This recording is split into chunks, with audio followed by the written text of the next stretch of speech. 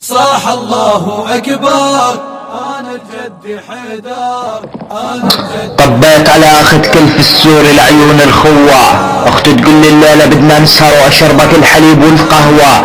أفتي أختك يا كلفش كنتها شرموطة وقحبة وحلوة.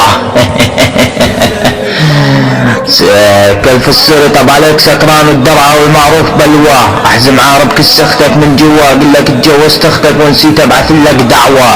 الخير ما بيكم ادعس باول خطوة، انتو اصلكم طيازة واضح من الذروة.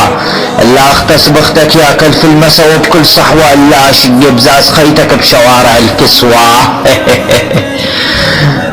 يا كيف اختك بردانة تقلي لبسني الفروة، اغتصب خيتك وبعدها الكسر راح تيجيكم بصمة اعتزال سكران الدرعة والقدوة. اخت كلف السورة مسعار تفكر عندي ورثة وثروة، اغتصب خيتك بعار عروة، كنت احب خيتك بس مو حب حقيقة حب شهوة. لا تنسى يا كلف انا عمك سكران الدرعة ومصدر القوة، زمانك راح يبني راح يسوي تمثال لخيت كلف السوري وانا الاسد وهي اللبوة.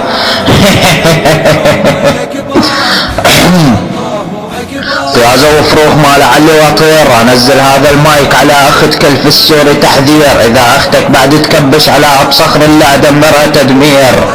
طب عليك ابوك سكران الدرعة والخطير، اقول لك حامل راية المستشار والمدير.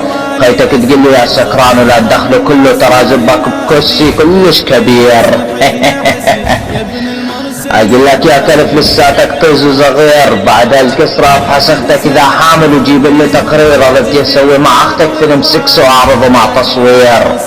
بعد الكسرة اقول لك يا فرق نو تعبير، خيتك تقول لي يا سكران واريد اشوفك اول يوم بالتحرير. كل العلماء تعجبوا بكسراتي وقالوا هذا فتح له بطل ما له تفسير، اذا بعد تكبش امسك اختك ومشيلها بالتكسير. خيتك مثل التاكسي بالتأجير، انا عمك سكران والبصيرة صمم على اختك واطبع التصدير.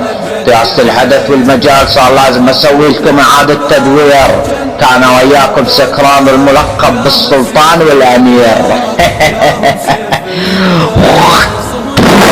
شنو خواتي القعبة